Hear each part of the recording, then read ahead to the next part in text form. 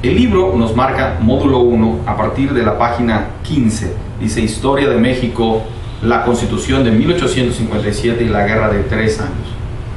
La Constitución de 1857 es el intento real de poner las leyes liberales para quitarle privilegios y derechos al grupo monarquista. Ya habían pasado de 1821 a 1857 36 años.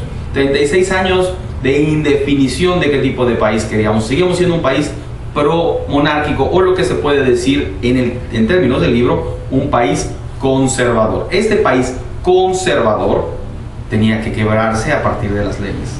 Se hicieron leyes para quitarle ventajas al Estado conservador frente al individuo laico. Entre esas leyes hubo algunos errores.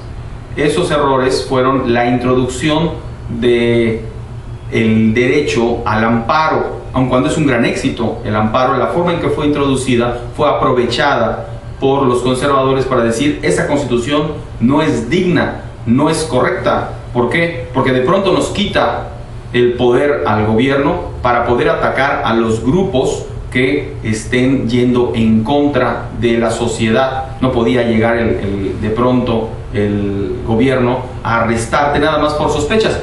De seguro has oído hablar de la Inquisición. Es un ejemplo de no derechos individuales, sino amparos, porque te podía agarrar el Estado porque la iglesia sospechaba que estabas yendo en contra de las ideas de Dios y por lo tanto en contra de las ideas del Estado monárquico, en contra del rey, y te desaparecían, y no había forma de que alguien dijera: tiene que reaparecer, porque como el Estado, a través de sus representantes, el monarca y los de abajo, había dicho que tú estabas en contra de ello, era suficiente para desaparecerte. No podían poner un amparo. Hoy, si te detienen, te pueden poner un amparo y decir: oye, lo que estás diciendo es una arbitrariedad del Estado en contra del individuo. Bueno, eso es una buena ley, pero mal introducida. Mal introducida quizá porque la época lo generó, no por culpa de quien lo hizo. Pero en esa Constitución, con este tipo de leyes, había una carga de intenciones liberales, donde al individuo se le daba su lugar, a cualquier individuo se le ponía al mismo nivel de los demás, pero también había algunos errores de procedimiento que hicieron que otro grupo dijera: esta constitución no vale. El mismo presidente en funciones la desconoció. Al desconocerla, se desconoce a sí mismo. Y viene una situación muy interesante, porque uno de sus enemigos, un general enemigo de Comonfort, es quien toma el control del gobierno, y entonces la parte legal liberal se da cuenta de la maniobra política. Estamos desconociendo la Constitución.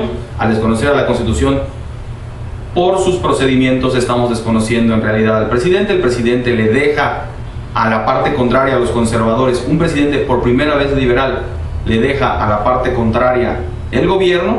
Esta parte contraria se sube, pero queda en el gobierno la representación del grupo del liberalismo a través de puestos políticos que encarnaba, por ejemplo, don Benito Juárez. Y se da el momento de falta de constituciones. Ni la constitución anterior ni la constitución nueva iban a valer, ni las ideas conservadoras ni las liberales. Por lo tanto, estamos en un estado de confrontación legal. No sabemos qué queremos ser. Aparentemente la mitad del país y los gobernadores de la mitad de los estados del país querían un gobierno conservador, y los otros querían un gobierno según la nueva constitución. Y entonces se llega al quién tiene razón. Y en la política de un estado, en la política de una nación completa, cuando esto se llega, se llama crisis civil, guerra civil. Y esa guerra civil, aunque no haya un solo disparo, al menos es legal. Pero sí hubo disparos. Y don Benito Juárez ahí inicia su camino para defender primero que nada, asumiendo él la identidad del gobernante que sí toca según lo que se había pactado nuevo.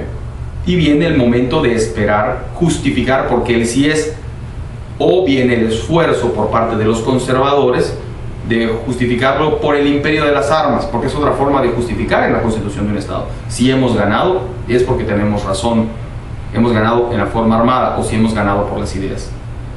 El grupo de los liberales, con Benito Juárez ya como presidente de la República, asumiendo la presidencia en sustitución de todos los que no la iban a asumir, entre los otros liberales porque se habían autodescartado, y en sustitución de los que lo habían asumido como conservadores, Benito Juárez, como presidente liberal frente a un presidente conservador, tiene una serie de enfrentamientos, su ejército comandado por los demás liberales que habían estado en su grupo y otros gobernadores, enfrentándose contra los ejércitos de los liberales. Ahí empieza la guerra, aunque la confrontación y la guerra civil en sí misma inicia con el intercambio de ideas y el intercambio de reconocimientos legales del reglamento general del país. Entonces, la guerra inicia en el momento en que se desconocen los poderes, pero la guerra, como la conocemos todos, que es por disparos, empieza cuando don Benito Juárez encarna el último posible. Si don Benito Juárez desaparecía como presidente, el proceso iniciaba desde cero. Pero decían, bueno, puedes desconocer la Constitución, al presidente, poner un nuevo presidente, pero el presidente de la Suprema Corte, ese queda como garante. Y si se tiene que cambiar algo, tiene que decidir él. Y entonces él tiene que asumir. Y ese pacto que sí quedaba, le daba un pequeño elemento al grupo de los liberales. Es de allí de donde inicia realmente la vigencia de don Benito Juárez. No solo de que defendió las ideas liberales y lo plasmó en las leyes de reforma mexicanas, en colaboración con Melchor Ocampo, sino que él lo hizo representándolo, él dedicó su vida a eso. Y cuando le dedicamos nuestra vida a algo, al cine, al arte, al fútbol, a la cocina, al altruismo, a la medicina, somos reconocidos generalmente. Bueno, Benito Juárez le dedicó su vida posterior, con sus errores y con sus aciertos, a defender el liberalismo mexicano, y es lo que vas a estudiar en este módulo.